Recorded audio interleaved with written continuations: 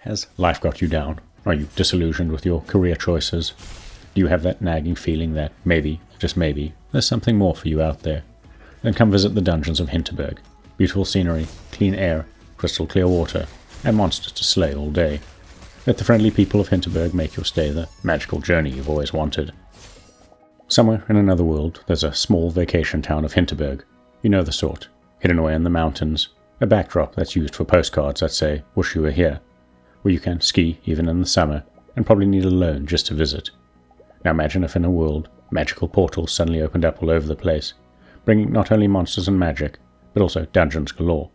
And imagine if, instead of rolling out the army to deal with it, the governments decided to turn these monsters and dungeons into a tourist attraction.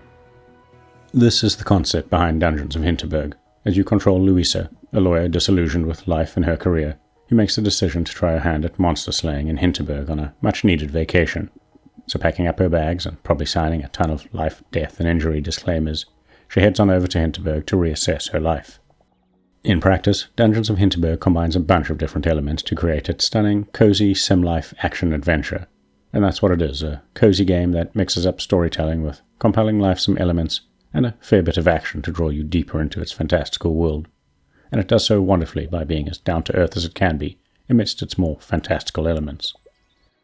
Like Louisa, you're encouraged to treat this like a holiday, both from the stresses of life and the stresses of other games. It unfurls at your own pace, presenting you with different ways to pass the time. You're encouraged to spend time with others, or by yourself to relax, just as much as you are to solve monster-filled dungeons. Dungeons of Hinterberg's lazy days are split up into mornings, afternoons, evenings, and nights, and it takes elements from the Persona series by breaking your day up into time management sections.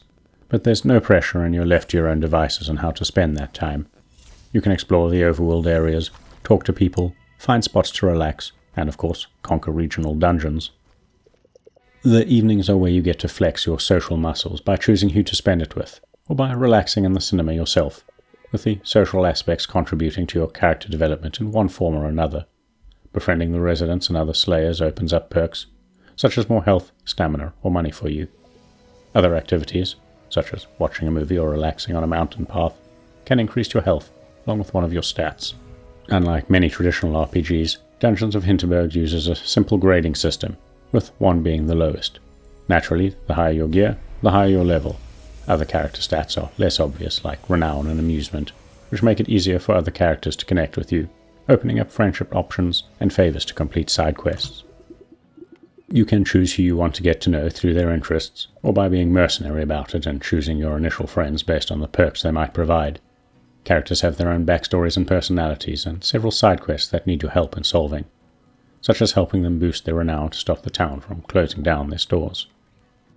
Dungeons of Hinterberg's social elements and story are its 2 most impressive aspects. That's not to say the dungeon delving is weak, far from it, but I certainly love the day-to-day bits between all the fantasy role-playing. While there is a larger story at play about something rotten in Hinterberg, it's the smaller, intimate moments that breathe life into it and ask you to evaluate what's important in your life. Moments such as getting to know pro-slayers, helping to keep a store open, or just taking in some relaxing time above a waterfall, ask you to question when and why life became such a rat race. That everything adds to your stamina, health, or other attributes is just a bonus. Exploration, dungeon delving, and combat make up the rest of the game's systems. There are 3 large areas to explore, each with a fixed number of dungeons you need to find first. The easy ones are signposted, while the later ones take some time, that is, in-game progression, to unlock. There are plenty of fast travel points to ease the journey, but each area also sports its own magical skills that you can't use in other areas, such as the magical snowboard in the snowy mountains, or the explosive mine from the first area. These skills work both in dungeons and the overworld to unlock new areas, solve puzzles, and fight monsters. Monsters don't only appear in dungeons, sometimes they're roadblocks to the next area or just introduced to break up the pacing. Combat is hack and slash oriented, with light and heavy attacks, a stamina bar for dodging, and the aforementioned magical skills.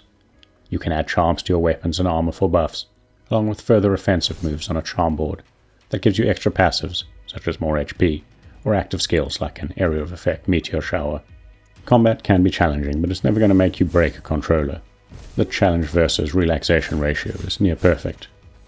The dungeons are, of course, a gameplay highlight and befitting the title. As they increase in difficulty, so too do they do in size and become very puzzle-oriented, much as you would expect from a good Legend of Zelda dungeon. Your magical skills, coupled with a bit of timing and quick reflexes, will see you to your goal of reaching the end of a dungeon, which gets you a stamp in your notebook, proclaiming you've cleared it. You can expect water levels that need to be raised or lowered, bombs delivered by whirlwinds to specific points, and minecarts to be raced, just to name a few. The challenge level here is also set to a low chill setting, but, just like the combat, it's spatially confounding enough to keep your brain cells active while you remain relaxed at the same time. There are, of course, still monsters to fight, new gear and monster parts to collect, and large bosses to fight. Not every dungeon has one, but when they do rock up, they're an awesome combination of combat and puzzle solving, requiring you to use your magic and the environment to beat them. None of them are particularly difficult, but they're another highlight in a game full of them. Visually, I think Dungeons of Hinterberg may be an acquired taste. The use of cell shading and cross-hatching, along with other comic book illustration techniques, gives the game a very defined European graphic novel look. It's a beautiful game in its own right, especially when you're snowboarding on rails across an empty space, only to land on a giant snowflake, but it's one that took time to grow on me.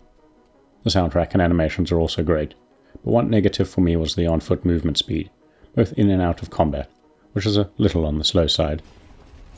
Minor gripes aside, Dungeons of Hinterberg is a fantastic, cozy dungeon-delving adventure that finds a near-perfect balance between its narrative and gameplay elements. A down-to-earth story is coupled with amazing puzzle dungeon design, topped off with great social sim mechanics and fun combat. It makes this a rare game that manages to be both familiar and unique, and I urge everyone to take their next vacation here. If you've got this far, please consider giving the video a like and maybe subscribing to our channel, as it helps us grow.